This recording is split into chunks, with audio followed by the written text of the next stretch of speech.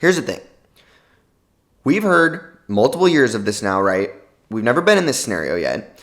And now that Alabama lost, we won't be in the scenario this year. But everybody says, well, if Georgia and Alabama meet in the SEC championship game undefeated, that basically means they're both going to the playoff, because how are you going to punish the loser if it's a close game and Alabama or Georgia loses to the number 1 or 2 team by a touchdown or by 3 points? How you got to keep both of them in, right? The same thing, and everybody acts like if you get to that title game undefeated, even this year, right? So now Alabama has a loss, but you're still going to hear narratives like, well, if Georgia gets there undefeated and Alabama beats them by 3 points, obviously Alabama's in as the 12-1 SEC champ, but Georgia has to be in too as a 12-1 team that only lost to Alabama. Okay, there's nothing wrong with some of those arguments on paper, of course, right? But 12-1 versus 12-1, I personally think you would have to give it to, for example, if Oregon's 12-1 and Ohio State's 12-1 and Oklahoma's undefeated, I think you can only take one of the SEC teams at that point. I think that's just fair. That's just absolutely fair. I don't think your resume is better because you lost to a really good team. Well, at the end of the day, I'm taking a 12-1 conference champion over any 12-1 team without a conference championship, and definitely over any 11-1 team that didn't even play for a conference championship. Absolutely. But they always set up that narrative, right? There was a couple years ago when LSU was undefeated and they were playing like I think a one-loss Georgia team maybe. Did Georgia have 1 loss or 2 losses? Well, anyway, the narrative was, well, even if Georgia wins and gets in the playoff, LSU has to go with them because their resume is so good and they were undefeated.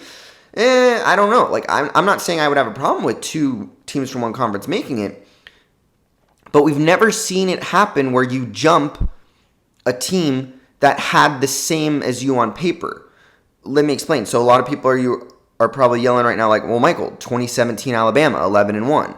2016 Ohio State, 11-1. Yes, but in 2016 with Ohio State and in 2017 with Alabama, those teams did not get in over other one-loss teams that did have a conference championship win, right? In 2016, Ohio State got in over Penn State, who beat Ohio State and won the Big Ten, but Penn State had 2 losses. One of those losses was a blowout loss early to Michigan. So, in my opinion, that year, I think Penn State should have gone. I think that was the first time the playoff committee messed up where they should have said, hey, Penn State's win over Wisconsin at the end and their head-to-head against Ohio State, we're going to actually let the 2-loss go in over Ohio State, who didn't win their division, didn't win their conference. But they set the precedent with that. Next year, same thing. Alabama finishes 11-1. They lose that last regular season game to Auburn. Georgia was automatically in for being 12-1 SEC champs, right? Clemson was in at 12-1 or maybe undefeated, wherever they were, ACC champs. And then you had, I think Oklahoma, right, was 12-1 Big 12 champs. The Pac-12 team had 2 losses or 3 losses, I think. And then Ohio State was a 2-loss Big Ten champ, and they kind of had a bad loss. So they defaulted to, maybe it should have been UCF, but they defaulted to 1-loss Alabama, who was 11-1. Yeah, didn't play for the conference. Those are the scenarios we've seen where the 2 SEC teams got in. We've never seen, and I don't think we will see, and I kind of hope we don't see, a scenario where an 11-1 or 12-1 team without a conference championship actually makes the playoff over a conference champion that's only 12-1. I don't think we will ever see that. I think that would be too much. Even if you think, well, on paper, this team's better, sports aren't supposed to work that way too much. Now, maybe if the resume was absolutely insane, like that team had these incredible wins and maybe the other team didn't, but I don't know if we're going to see that this year. I don't know if anyone in the SEC is going to have a resume that's so amazing that even if they don't accomplish the same as another team from another Power 5, we're going to get that, right? I mean, and here's the other thing. Why are we not talking now the same scenario for the Big Ten? For example, the Big Ten could easily have, at this point, 2 undefeated teams and or an undefeated Iowa versus maybe a one-loss Penn State, a one-loss Ohio State, one-loss Michigan, one-loss Michigan State, or undefeated Michigan or Michigan State. Unlikely, I think, but possible.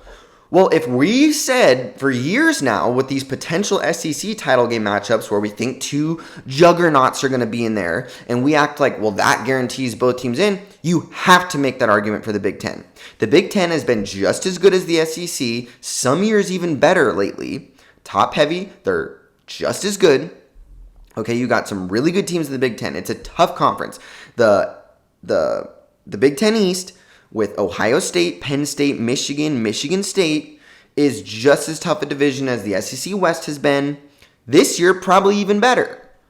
Okay, and then you also got Wisconsin and Iowa out there, and the other Minnesota's been good. This is a really good conference, right? Even bottom of the conference, right? Like Maryland's okay. Indiana's been decent. This is a good conference. I'm not taking anything away from the SEC. They're also a phenomenal conference, but the Big Ten is right there with them. So, if Iowa goes to the Big Ten championship game undefeated, and they play a really, really good one-loss Penn State in a rematch, or Ohio State gets there with the one loss, and they lose a really close game, Iowa didn't just hide in their division this year. They've already played Penn State. They went across division. They're going to play Wisconsin. They played Iowa State, who, isn't great, but why would they not be able to stay in the playoff conversation even if they lost?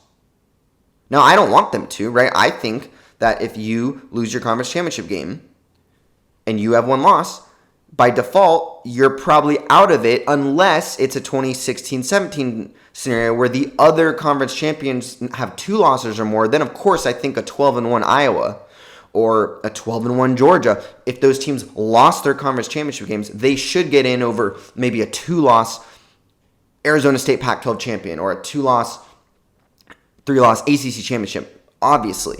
But I really think, even if it was the ACC, I think even a 12-1 Wake Forest ACC champion deserves to be in the playoff over a 12-1 SEC team, Big Ten team that doesn't win their conference championship game. That's what I believe, and I think that's fair. Regardless of if I think that 12-1 team would beat Wake Forest, that to me that can't matter too much.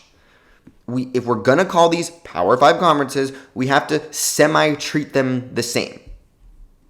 That's just what I think, and I don't understand how you can argue too much against that unless you just really want the sport to be 100% based on Vegas. Okay, and if that's the case, then Alabama should make the playoff with 3 losses because I'm still betting Nick Saban in Alabama, right? Why didn't Alabama make the playoff in 2019 with 2 losses? I still think they were one of the best 4 teams on paper. I like their roster. I like their coaching staff. I'm going to take Saban to win a playoff game when he has time to prepare. But with 2 losses, we're finally like, well, I guess in that case, no. So you can't have it both ways. You got to be consistent. Either you accomplish more, you get in, or we go just to Vegas rankings. Let's at least pick one. I'd be much more happy with the consistency than this is why people get mad, whether it's SEC bias, this bias, playoff bias, because they think that this playoff committee, and this is what I don't like about them either, they can just change the criteria every year to sort of make whoever they want to get in gets in. Some years they're like, well, this team had a better resume. Sometimes they're like, well, this team just deserved it more. Make up your mind. That's all I would be asking for. And honestly, I really hope I really want to see Georgia go undefeated the SEC title game and play a one-loss Bama. And at the same time, I want to see undefeated Iowa rematch with one-loss Penn State or maybe play one-loss Ohio State. Because you know that if Alabama beats Georgia, everybody's going to be making that argument, oh, well, both Georgia and Alabama have to get in. They have to both get in. Well, then you would be an absolute hypocrite if you were making that argument and then weren't making the same argument for, let's say, Iowa lost by 3 points or 7 points to that one-loss Ohio State or that one-loss Penn State team. You would have to make that same argument. And I really want to see that scenario only because I think the committee would be stuck in such a hard place there because they wouldn't want to have a 4-team playoff with 2 conferences, right? 2 Big Ten versus 2 SEC. Fans don't really want to see that, but they would not be able to leave out the Big Ten team and put the 2 SEC teams in, or vice versa. So I think the solution would be they'd have to leave both the losers out. Assuming there were other one-loss champions or an undefeated Cincinnati out there or whatever to take respectable playoff spots, obviously. If we get that scenario and all the other teams out there have 2 losses, Cincinnati drops the game, well then of course you're going to get that. And I wouldn't have a problem with that in that scenario. But we've got to be consistent. The SEC has nothing to claim over the Big Ten at this point.